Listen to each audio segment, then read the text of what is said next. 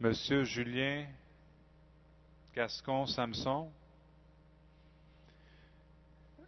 qui veut parler de transport.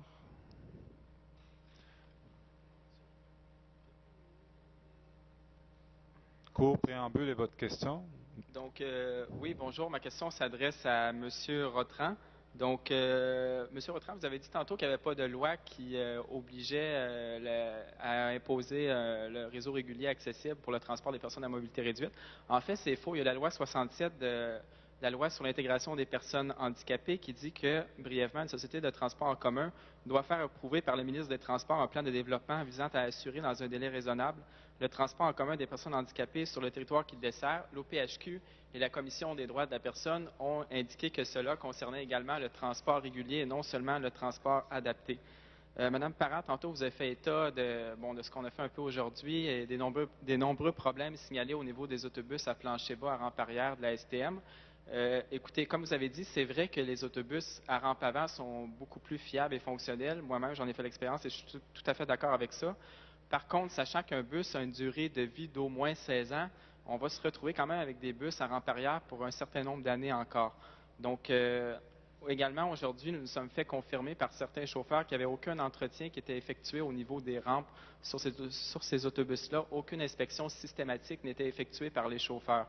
Donc, j'aimerais demander pourquoi, M. Rotran, il n'y a pas une vérification systématique qui est mise en place pour vérifier les rampes de ces autobus-là. Il s'agirait de les inspecter et par la suite d'effectuer des réparations si des bris sont constatés. Donc, la question est posée, les réparations sur les rampes, réparations et entretien. Monsieur Rotran.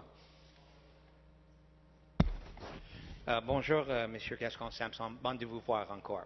Je me souviens de votre dernière visite ici il y a 8 ou 9 mois. Votre question est importante. Le fait est que l'STM reste quand même le seul qui offre ce type de service. Ce n'est pas fait à Québec, Trois-Rivières, Saguenay, Laval, Longueuil, etc. Et ce n'est pas fait dans beaucoup des villes canadiennes qui offrent un service de transport en commun. Et comme j'ai dit avant, c'est notre intention de poursuivre l'amélioration de ce service.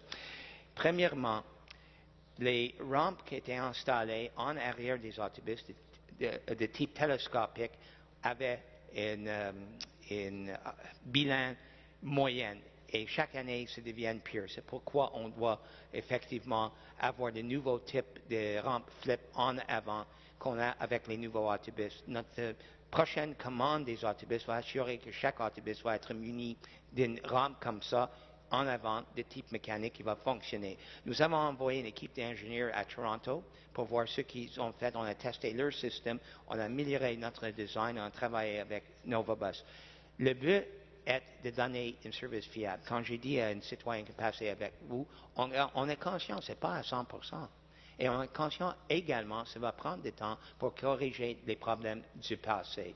Donc, si vous me dites, est-ce que je suis capable à la STM de vous donner 100% fiabilité tout de suite? La réponse est non. Est-ce qu'on fait des vérifications sur une base systémique? Oui. Est-ce qu'on fait des formations continues des chauffeurs? La réponse est oui également. Merci. Question accessoire sans préambule, M. Samson. Oui, j'aurais une question effectivement à propos un petit peu de la formation des chauffeurs à l'utilisation de ces rampes-là et aussi peut-être ça touche même un petit peu la discrimination. Ça m'est arrivé à plusieurs reprises que des chauffeurs me refusent d'embarquer à bord de l'autobus parce que je me déplaçais avec un triporteur. Donc certains, écoutez, ça n'arrive pas à chaque fois, mais ça m'est arrivé à plusieurs reprises que j'ai dû rester là. Les chauffeurs m'ont dit non, vous ne pouvez pas embarquer avec un triporteur, c'est pas autorisé.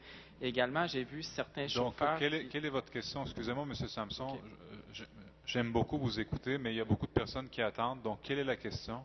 La question, c'est, j'aimerais savoir qu'est-ce qui est mis en place concernant la formation des chauffeurs et concernant, est-ce que les chauffeurs sont au courant vraiment du fonctionnement des systèmes? Donc, sur la formation, M. Rotran. Ou monsieur? Oui. Allez-y. Monsieur le Président, j'ai vérifié aujourd'hui avec la STM qui me confirme que tous les chauffeurs ont formation pour l'utilisation de la rampe avant avec des éléments de sensibilisation aux besoins des clients ayant des limitations fonctionnelles.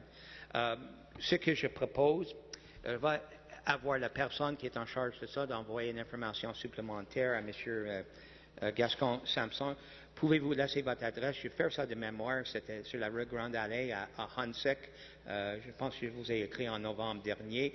Mais sur la question spécifique des types de formation, je ne suis pas en mesure de vous donner une réponse étoffée aujourd'hui, mais j'aurai la personne responsable de vous envoyer à votre adresse si vous le